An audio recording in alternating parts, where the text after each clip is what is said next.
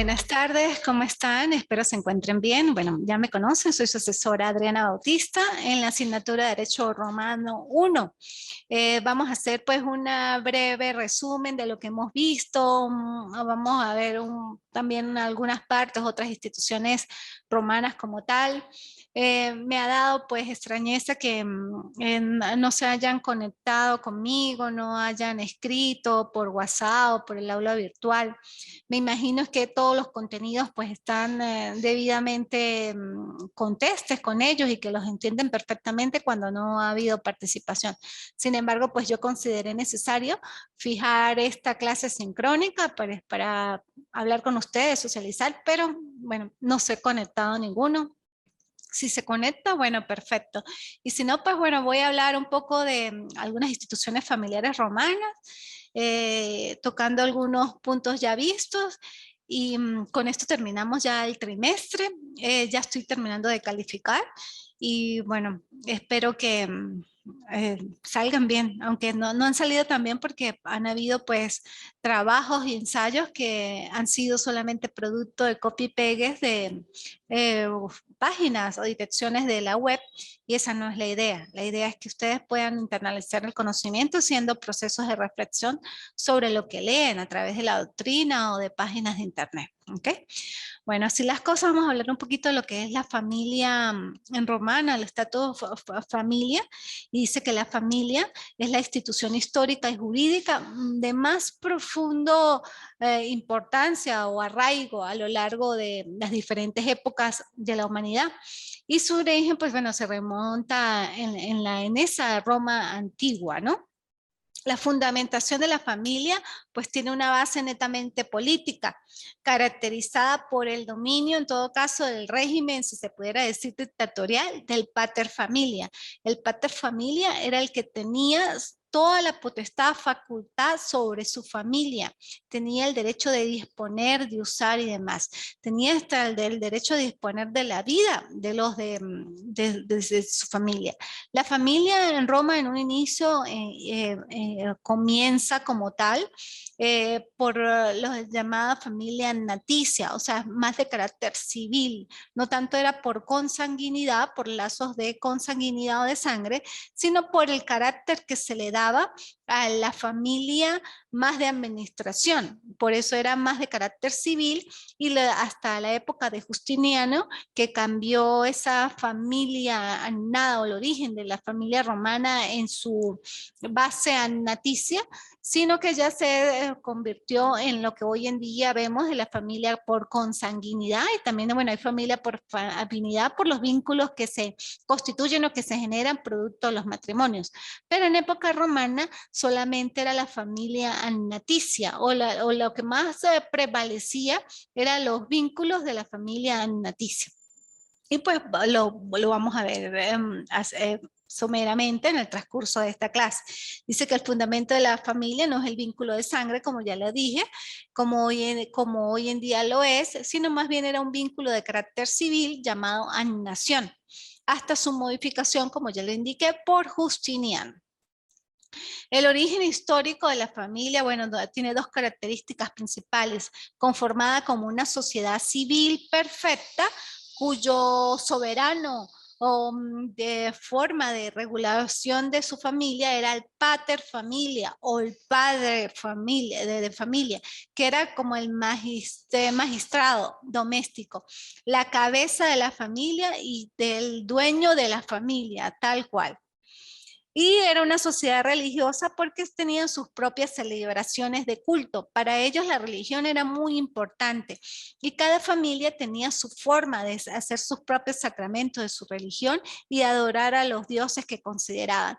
Pero tenía una ritualidad característica o individual de cada familia. No eran las ritualidades propias del pueblo, sino cada familia tenía su forma de su religión, pues, y de su forma de hacer las diferentes como religión, sacramentos, rituales como tal, más que tal era su propia forma de ritualidad.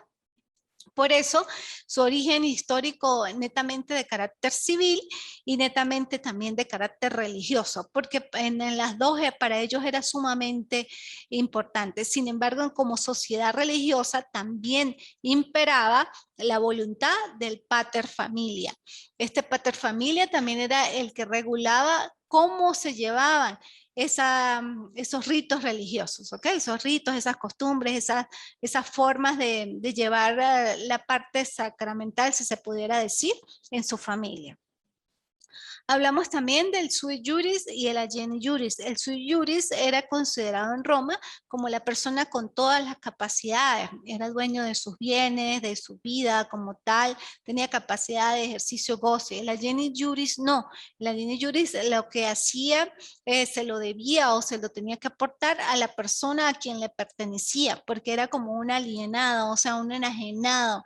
No era dueño de su vida inclusive o de sus patrimonios, sino era de la persona a quien le pertenecía. Un caso muy particular de los alienes juris eran los esclavos. En cambio, el sui juris o sujeto de derecho, como su mismo nombre lo dice, pues sí tenía potestad sobre su patrimonio, sobre sus bienes y demás. Los rasgos de la familia romana, dice que era primero la base de la familia, es el matrimonio. El parentesco se basa en el vínculo de sangre. Parentesco. El parentesco se transmite por hombres y mujeres. La patria potestad es una protección establecida en interés del hijo. La patria potestad la ejerce el padre y la madre.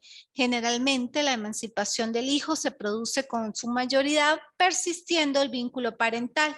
El número de personas bajo patria potestad es reducido a los hijos y excepcionalmente a los nietos. Los rasgos de la familia romana como tal, dice que no es el matrimonio o la base de la familia como tal, no es el matrimonio, sino la potestad del jefe de familia, que también es la base del parentesco, y el parentesco civil no descansa en lazos de sangre, sino en la identidad de la potestad, lo que llamabas la nación como tal. Son parientes a los ojos de la ley, los que están bajo la potestad del pater familia. Y los que habían estado hasta su muerte y los que hubiesen podido estar, suponiendo que el pater tuviera una duración indefinida o unos hijos póstumos, ¿no? El parentesco solo se transmite por los varones. El hijo era pariente de su padre y sus hermanos, y solo era pariente de su madre si ésta estaba casada con manos, porque habían dos formas de contraer matrimonio, con mano y sin mano. Con mano, la mujer pues adquiría todos los rituales, los ritos, la forma de vinculación de su esposo, y sin mano no. Ella seguía perteneciendo a su familia de origen, por eso se llama sin hermano.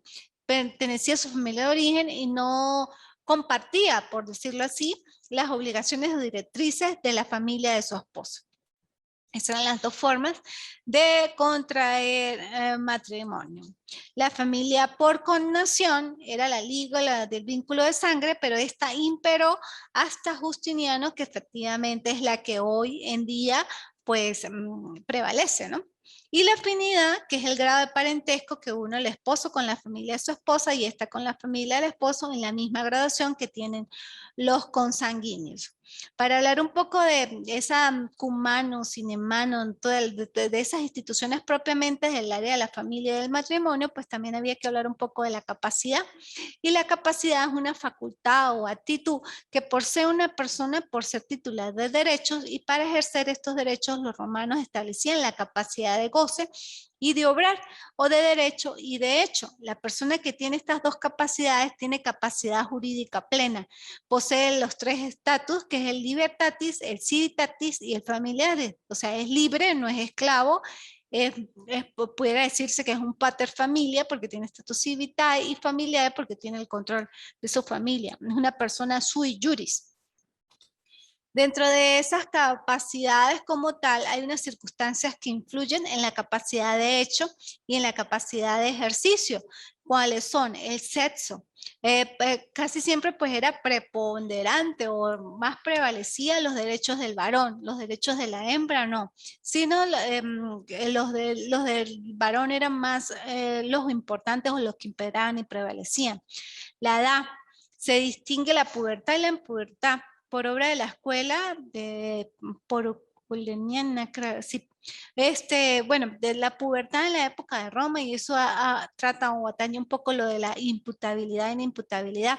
Para las hembras era de 12 años, ellas se podían casar inclusive desde los 12 años. Y para los varones 14. ¿Por qué? Porque se consideraba que la hembra, al igual que hoy en día, pues tiene un grado de maduración más rápido que el varón.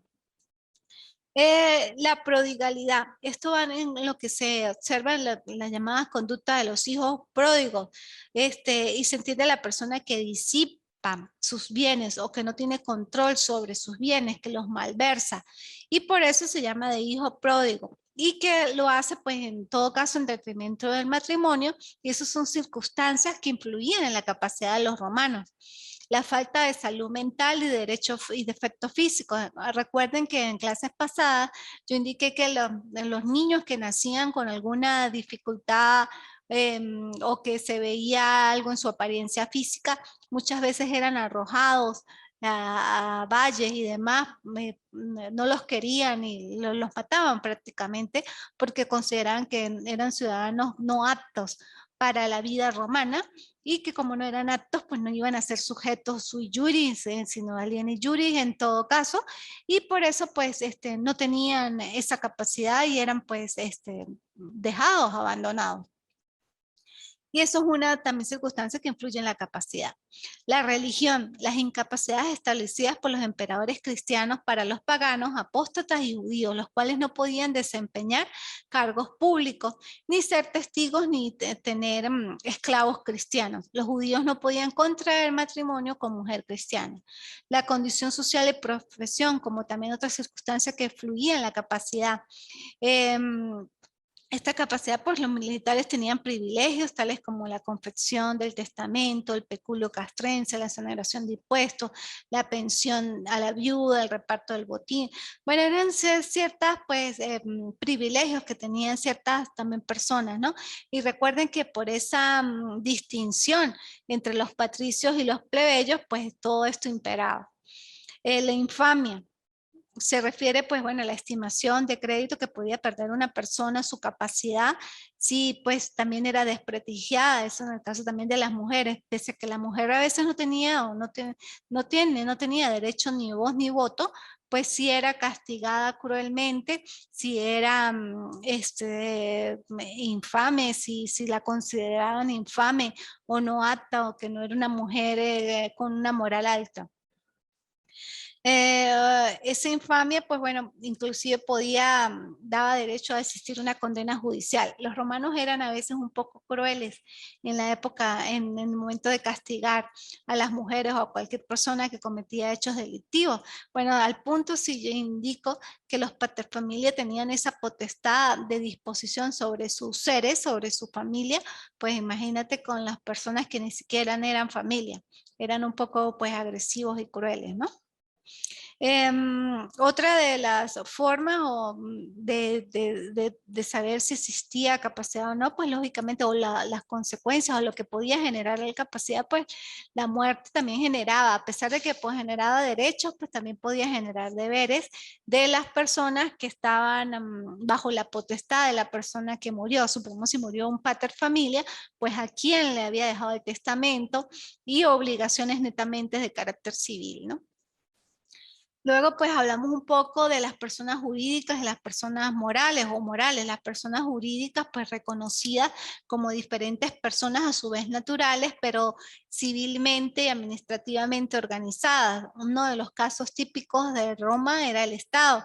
El Estado como colectividad política formada por el conjunto de ciudadanos y que requiere representantes necesarios como el fisco o el tesorero imperial, o que pues parte salvaguardaban el tesoro público y formaban parte del ente jurídico de una persona jurídica o moral. Luego pues existieron también los municipios, las corporaciones, las fundaciones y demás como instituciones para el Estado. También en Roma pues reguló la patria potestad a los fines pues de verificar en todo caso cuando habían conflictos de intereses en materia de hijos. Y la potestad decía para ellos que era el poder que tenía el jefe de familia sobre los miembros de su familia, pero es una institución netamente pues, de derecho civil que solo la podía ejercer el ciudadano romano, el sui juris como tal, sobre los descendientes también de los mismos ciudadanos romanos. El pater familia es el jefe vitalicio del domus, lo que llamaba de la patria como tal. Patria deriva de patrius, o relativo al padre, y potestad significa poder, fuerza, facultad. El poder del padre de familia era tan absoluto en el derecho arcaico que se llamaba patria majestática o patria majestuosa. Por eso el pater familia era considerado el dueño de su familia como tal. A raíz de todas estas, bueno, pues, lógicamente regulaban los romanos pues también lo que ya indiqué el matrimonio podía ser cum manum, sine manum. Cum manum pues dependía de contraer las obligaciones del esposo, del marido. El sine manum no contraía las obligaciones ni participaba en las ritualidades de la familia del esposo, sino mantenía las de su familia de origen. A raíz de todo esto, pues también se crearon formas de disolver, de disolver el matrimonio, y son muy parecidas a las de hoy en día. Pues la muerte de uno de los cónyuges, la aparición de incapacidades o impedimentos, la voluntad del pater familia. Como el pater familia era el dueño de la familia como tal, pues lógicamente que al ser dueño podía disponer si disolvía o no del matrimonio. Otra de las formas de extinción del matrimonio era el repudio. Colocada el matrimonio con manos la mujer en situación de hija, el marido podía disolver el matrimonio por la facultad de repudio. En el matrimonio sin mano, ambos esposos pueden ejercer esa especie de divorcio por conciliación o común de acuerdo. El divorcio en el derecho justinianeo establece un régimen basado en bona gratia, en divorcios comuni censum, injusta causa, sine causa. En bona gratia, que dice no produce sanción para el que pide el divorcio ni para el que es demandado. Las causas son múltiples: la ausencia, el cautiverio, la incapacidad de procreación, la locura, el voto de castidad. El divorcio es comuni consensu, consentimiento de ambas partes, prohibido por Justiniano y restablecido por su sucesor Justiniano II. El divorcio y justa causa por voluntad de uno de los cónyuges y motivada culpa del otro, y el divorcio sin causa igual al anterior, pero sin que exista culpabilidad del otro cónyuge. Esas son pues las formas de divorcio, y la nulidad del matrimonio, que se considera nulo cuando faltaba algún requisito necesario para su celebración. No se perfeccionó por mediar alguno de los pedimentos establecidos. El matrimonio pues se reputaba inexistente y declarado nulo. A raíz de todas estas instituciones del matrimonio, de la patria potestad, de la forma de regulación del matrimonio, de la forma de regulación de la familia, lógicamente que los romanos también regularon sus bienes. Por eso se habla de los bienes, de las cosas, los derechos reales. Hoy en día se ve estos mecanismos, instituciones como la compraventa, el usufructo, que eran o venían de la época romana, y inclusive en cuanto a las formas de consentir, los vicios del consentimiento, los errores de hecho y de derecho, las nulidades en cuanto a las ventas, si había nulidad porque se obligó a la persona o se coaccionó a que contrajera esa obligación. Todo ese tipo de nulidades que hoy en día también existen, muy parecidas o llamadas con otros nombres, bueno, surgieron en la época romana. Por eso es tan importante el derecho romano como forma de gradación de la vida de hoy en día, del área civil. Bueno, muchachos, adelanté la clase hasta por razones, he dado clases desde las 2 de la tarde, se está conectando Miriam. Gracias, Miriam, por estar conectada. Estaba haciendo un breve resumen de las instituciones de Roma, hablé de la patria potestad, del matrimonio con mano, del matrimonio sin mano, de los derechos reales, de la familia naticia, de la familia con naticia. Todo eso pues ya lo establecí, y pues indiqué de que en el aula virtual están los libros acordes a eso, y que pues felicito a Miriam porque siempre pues ha estado pendiente de las clases y que hoy pues yo no acostumbro a dar tantas clases porque ya prácticamente todas las clases están pregrabadas y hoy estamos terminando ya el trimestre y por esa razón consideré necesario pues conectarme. Bueno, Miriam, ya estoy terminando de corregir. El transcurso de la semana termino. Eh, como vuelvo y te indiqué, pues te felicito porque has presentado las actividades oportunamente y eh, has estado siempre pendiente de las clases. Y sé que también pues has visto las anteriores clases. Te invito a seguir leyendo, a que pues conozcas más del área de la familia o del matrimonio, de la familia naticia, de la familia con naticia, de las formas de disolución del matrimonio, de cuáles son las causas que operan para que una persona pueda ser considerada sui juris y alieni juris, que cuál es la relevancia del padre de familia, los vicios del consentimiento en los contratos que hoy en día operan, las formas o las instituciones en los derechos reales, que los derechos reales es todo aquello corpóreo, que al día, igual que el día de hoy, todo lo que se puede tocar, inclusive permutar, vender, y también la división que existe hoy en día entre los muebles y los muebles, aquello que yo puedo mover, y lo inmueble, lo que está adherido a la tierra, que por su misma naturaleza, como por decir un terreno, una casa. Bueno, hasta, hasta hoy vemos el trimestre, hoy finaliza y como inicié la clase antes, ya me estoy quedando ronca. Un placer haber estado con ustedes en esta asignatura de Derecho Romano 1 y bueno, en Derecho Romano 2 sigan con su estudio de manera autodidacta porque tienen que seguir internalizando conocimiento de manera individual, pero bueno, esa es la idea. Igual estamos aquí para aprender y ustedes en sus casas lean los libros, verifiquen las páginas web y bueno, hagan sus tareas oportunamente como lo han hecho. Un placer, Dios lo bendiga y hasta luego.